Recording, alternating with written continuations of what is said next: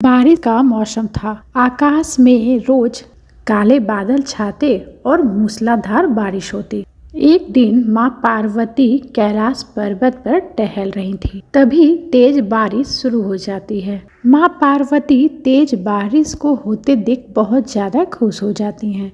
माँ पार्वती को बारिश में भीगते और नृत्य करते देख भगवान भोलेनाथ बहुत खुश होते हैं।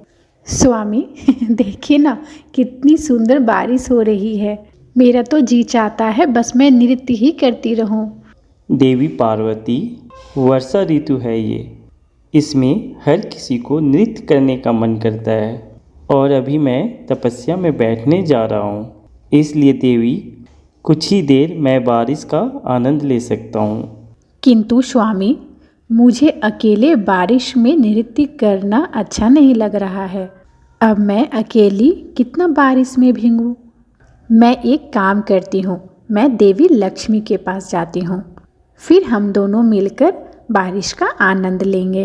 शिव जी तपस्या के लिए चले जाते हैं और माता पार्वती देवी लक्ष्मी के पास जाती हैं। किंतु माता लक्ष्मी उस समय बैकुंठ लोक पर नहीं थी।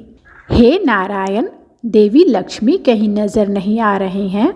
देवी लक्ष्मी देवी सरस्वती के पास गई हुई हैं। बोल रही थी उन्हें कुछ जरूरी काम है। अच्छा ठीक है, तो मैं देवी सरस्वती के पास ही चली जाती हूँ। वहाँ देवी लक्ष्मी से भी भेंट हो जाएंगी। इसके पश्चात माता पार्वती देवी सरस्वती के पास जाती हैं। वहाँ पर देवी लक्ष्मी भी बैठी हुई थी। अरे आप यहाँ? हाँ, मैं पहले देवी लक्ष्मी के पास ही गई थी, लेकिन विष्णु जी ने कहा कि आप मुझे यहाँ मिलोगे। हाँ, मैं देवी सरस्वती के पास आई थी। मैं सोच रही थी कि बहुत समय से पृथ्वी लोक पर नहीं गए, तो हम पृथ्वी लोक पर भ्रमण के लिए चले जाते हैं। अभी हम दोनों आप ही के पास आने वाले थे कि हम तीनों बारिश के मौसम में भ्रमण करने पृथ्वी लोक पर चले जाते हैं। आपका क्या विचार है देवी पार्वती?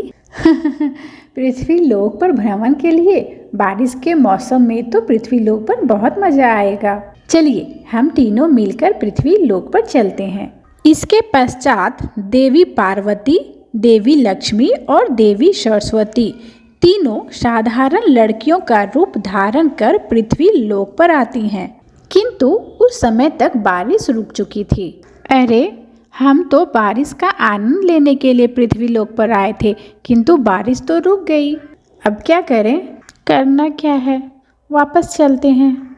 इतने समय बाद तो घर से निकलना होता है। अब वापस जाकर फिर से आना बहुत मुश्किल है। हमें कुछ देर बारिश का इंतजार करना चाहिए। क्या पता थोड़ी देर बाद बादल फिर से बरसने लगे। ठीक है, तो हम लोग कुछ देर इस पेड़ के नीचे बैठकर विश्राम करते हैं। जब बारिश होगी तो हम बारिश का आनंद लेंगे। ठीक है, आप दोनों तब तक पेड़ के नीचे विश्राम करो।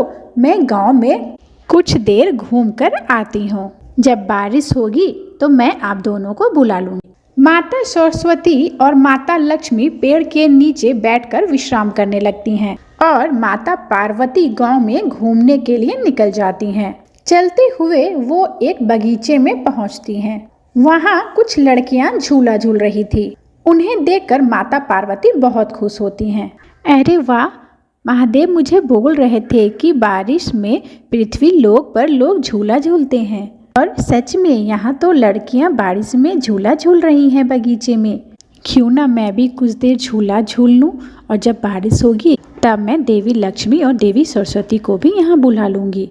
इसके बाद देवी पार्वती वहाँ खड़ी एक लड़की से झूला झूलने के लिए पूछती है, सुनो, क्या मैं भी तुम्हारे साथ झूला झूल सकती हूँ? नहीं, ये झूला हमने बनाया है और हम किसी अनजान को इसमें झूला झूलने नहीं देंगे। अपना झूला खुद बनाओ। माता पार्वती लड़कियों की बात सुनकर थोड़ा चौंक जाती हैं। तभी वहाँ एक लड़की आती है जो एक दूसरी लड़की से टकरा जाती है। अरे अंधी, देख के तो चला कर, अभी मुझे चोट लग जाती। तुझे कितनी बार कहा है तू यहाँ बगीचे में खेलने के लिए मत आया कर। तेरी आंखें नहीं हैं, तू घर पर रहा कर। जया, ये तुम्हारी अंधी बहन ने बहुत परेशान किया हुआ है। तू अपनी माँ को कहती क्यों नहीं कि इसे घर पर रखा करे? गुड़िया तू घर जा और तू मुझे यहाँ दिखाई मत देना। तुम्हारी वजह से मुझे और इन सभी लड़कियों को परेशानी होती है। दीदी मैं तो बस यहाँ झूला झूलने के लिए आई थी। तुम तो मेरी बहन हो ना, तो तुम तो मुझे झूला झूला सकती हो, लेकिन तुम भी बहन होकर भी मुझे झूला झूलने के लिए मना कर रही हो।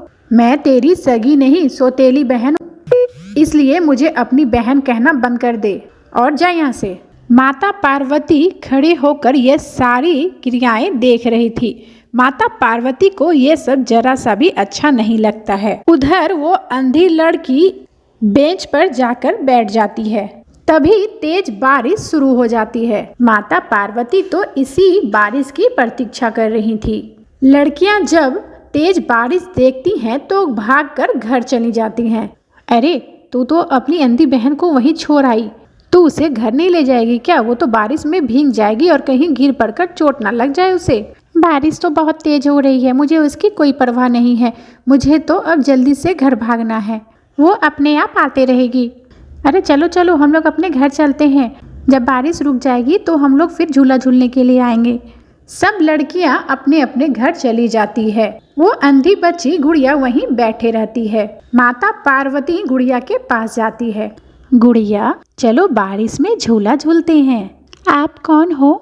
मेरी बहन और बाकी लड़कियां तो जा चुकी हैं। मेरा नाम पार्वती है। चलो तुम्हें भी झूला झूलना था ना, हम लोग बारिश में झूला झूलते हैं। मैं तो अंधी हूँ, मुझे कुछ भी दिखाई नहीं देता, मैं जाऊंगी तो गिर जाऊंगी। तुम मेरे साथ चलो तो सही, देखना तुम्हें सब कुछ दिखने लगेगा। आओ मेरा हाथ पकड़ो। इसके बाद माता पार्वती अपनी शक्ति से एक फूलों से सजा हुआ झूला उत्पन्न करती है और गुड़िया के साथ उसमें बैठकर झूलने लगती है। दोनों को बारिश में झूला झूलते बहुत मज़ा आता है। पार्वती दीदी मुझे तो बहुत मज़ा आ रहा है बारिश में भीगने में और झूला झूलने में, लेकिन कितना अच्छा होता ना अगर मैं ये सब देख पाती। तुम चिंता मत करो गुड़िया, तुम ये सब देख पाओगी। इसके बाद माता पार्वती अपने हाथों को गुड़िया के आंखों पर रखती है, जिससे गुड़िया की आंखें ठीक हो जाती है। वो सब कुछ देख पा रही थी। गुड़िया खुशी के मारे उछल जाती है। मैं देख सकती हूँ पार्वती दीदी, मैं देख सकती हूँ। मैं ये दुनिया का पूरा नज़ारा देख सकती हूँ। मुझे सब कुछ दिखाई दे रहा है, ये सब तो चमत्कार है। दीदी अब कौन है दीदी? इसके बाद माता पार्वती अपने असली स्वरूप में आ जाती हैं। तभी वहाँ माता लक्ष्मी और माता सरस्वती भी उपस्थित हो जाती हैं।